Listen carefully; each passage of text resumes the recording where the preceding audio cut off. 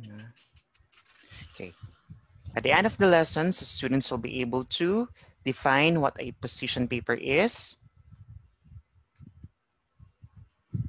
identify situations in which a position paper may be effectively used in our present society, articulate insights on the significance of expressing one's position, and examine samples of position papers. So to steer our discussion, I want to ask this question first. Okay, do you engage in political discourse in social media? How do you articulate or frame your stand in any pressing societal issues? Do you consider the other people's perspectives and why? Okay, so I know you have your Facebook account or even Twitter and other social media accounts. So it's very noticeable in our feed that many people or the netizens are voicing out their opinions, their stands with regard to pressing issues that we're facing today, especially about the pandemic, the COVID-19. So most of their issues are not just about the pandemic itself, but their criticisms about how our government, our current government is handling the situation. So in your case, do you engage in political discourse in social media? I want to ask Jenny Lynn,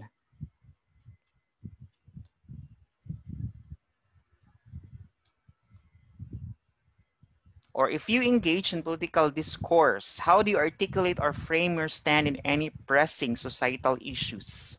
Okay, Jenny Lynn.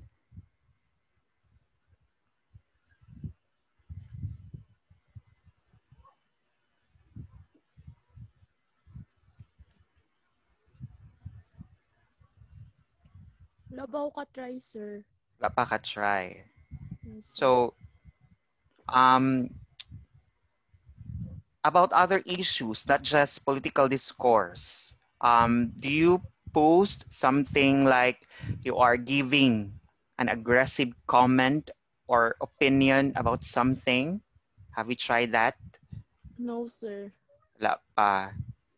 Okay, how about Merkel?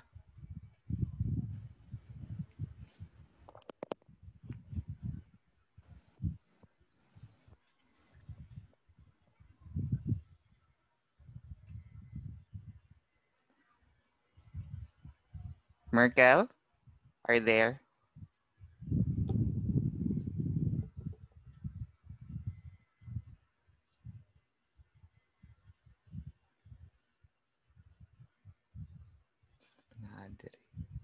Okay, how about you, Ralph?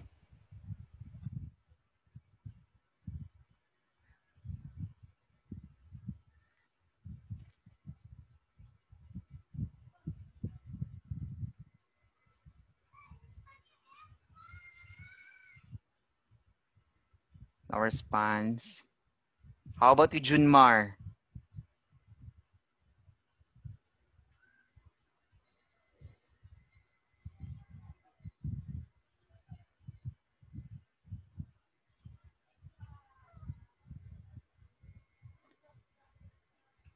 Okay, the very reason why I'm asking you these questions is that because seeing the news feed, social media, especially in Facebook or even in Twitter, it's very sad to know that it's such as although it's really fine, it's totally fine if you're going to voice out your opinion, even or regardless how aggressive your opinion is. It's just um, there are many people are not really discussing what's the issue. Rather, they are attacking the person, especially those who are on the opposing side.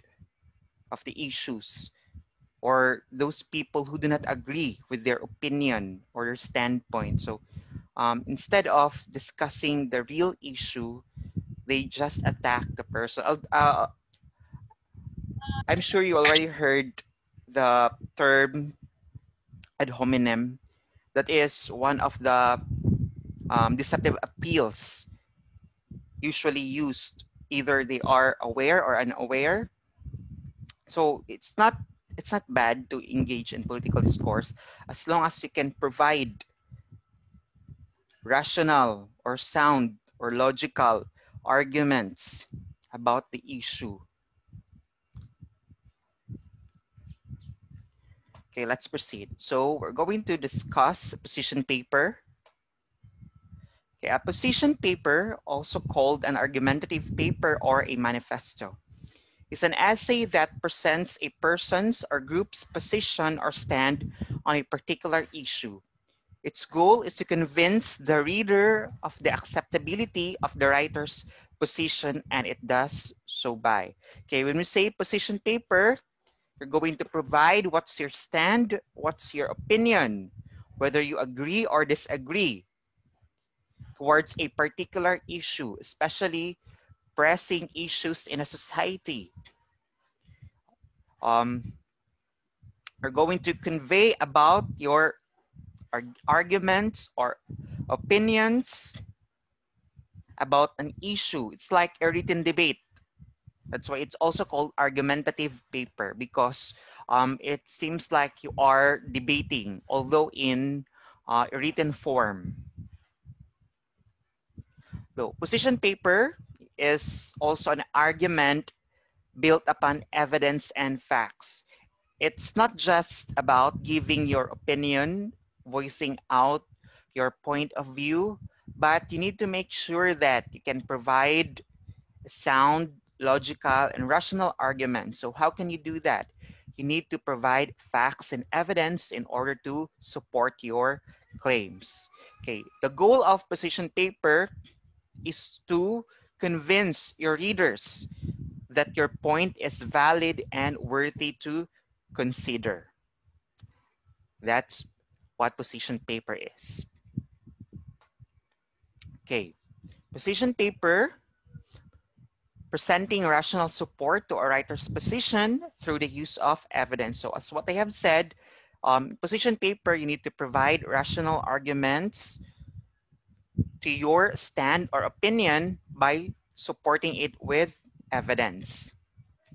Then presenting counter evidence to or flaws in the arguments of the opposing position, which means that position paper is used to refute the arguments of the already existing position paper with regard to a particular issue, or invalidate the opposition, those people who do not agree with your standpoint.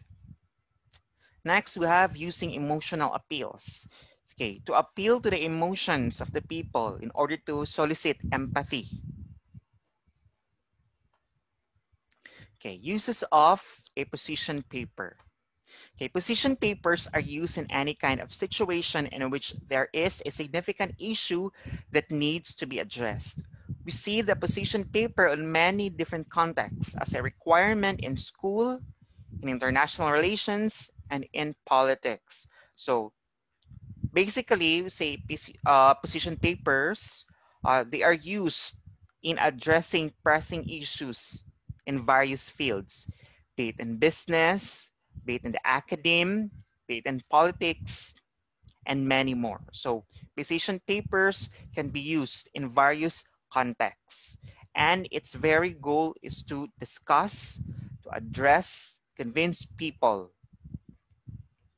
about a position or stand in a particular pressing issue. Okay.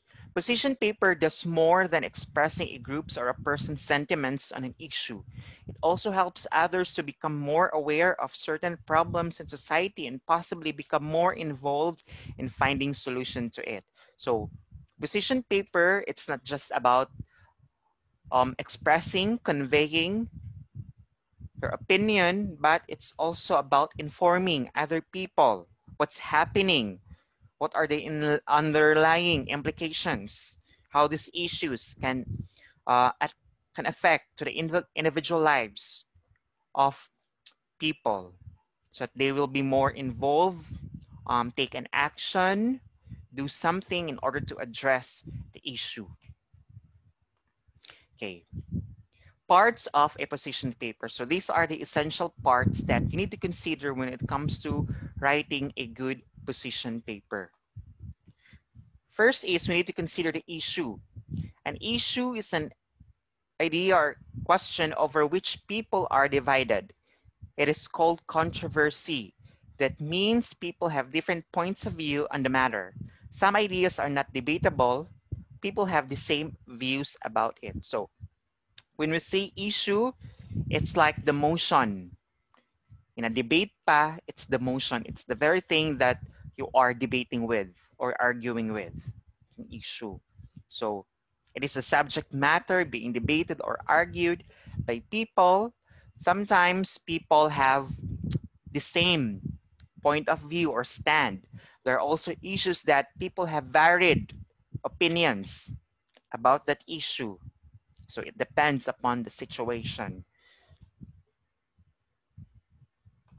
Next is the thesis. Your thesis, also called the claim, is a statement that expresses your stand or position on an issue. This expresses how you feel about an issue. Are you in favor or against it? Is your position somewhere in between? So basically, when we say thesis, this is your standpoint, this is your point of view, or this is your position an issue. Either you agree or disagree, or are you neutral? Ganun siya. Next one is the reasons. A position paper seeks to persuade readers to have the same position on an issue as the writer does. Thus, it is important for the writer to state the reasons in order to explain the reader why his or her position is logical, acceptable, and believable.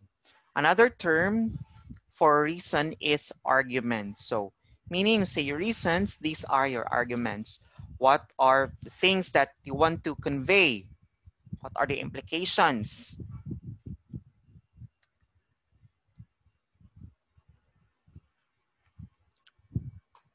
Next one is our support. Support refers to the evidence or ideas to substantiate the reasons. Support may be classified into the following types. Since you have your arguments or the reasons, it's very important that you need to provide logical, rational, and sound judgment about an issue being reflected or manifested in your reasons of your argument. So it's in order for you to validate or substantiate your reasons, your arguments, you need to provide supporting evidence. First is we have facts, figures, and the writer's own observations or reports from scholarly studies. So in order for you to support or solidify your claims, you need to support with facts, be it research studies or scholarly studies, works from experts or authors of the topic of the issue that you are arguing with in your position paper. You have comparisons, similarities, or differentiation between two ideas, concepts, or situations. So you need to compare and contrast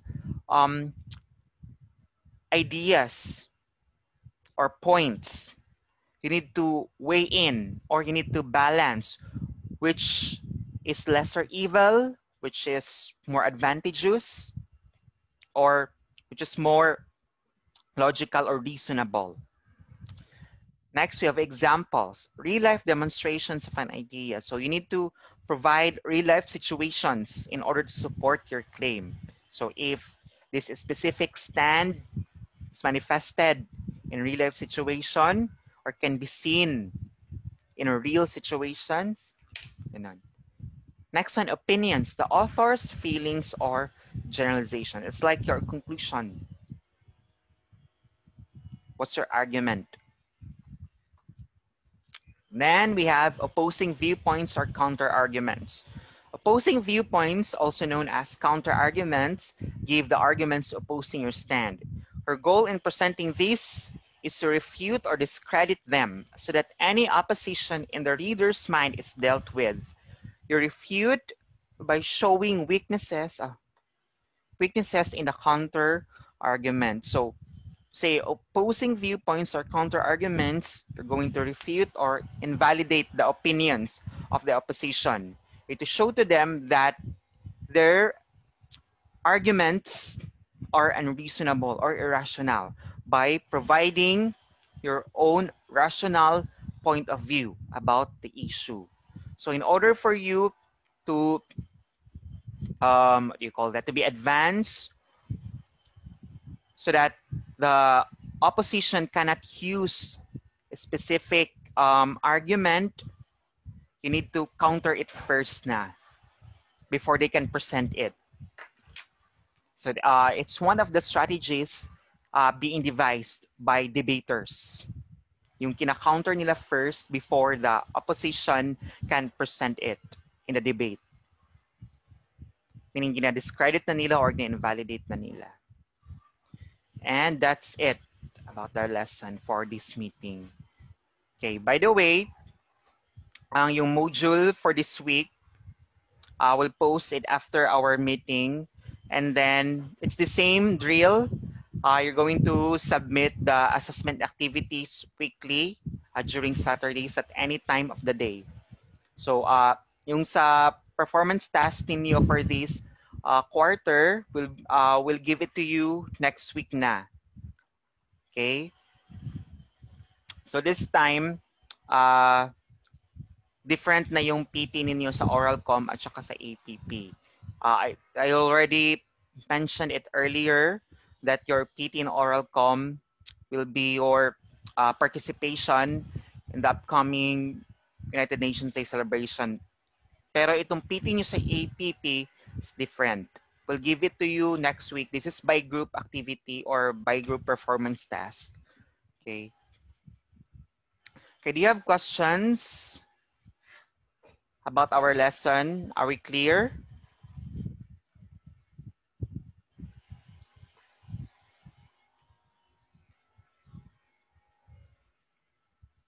Kung wala nang questions, I think that's it. It's a wrap.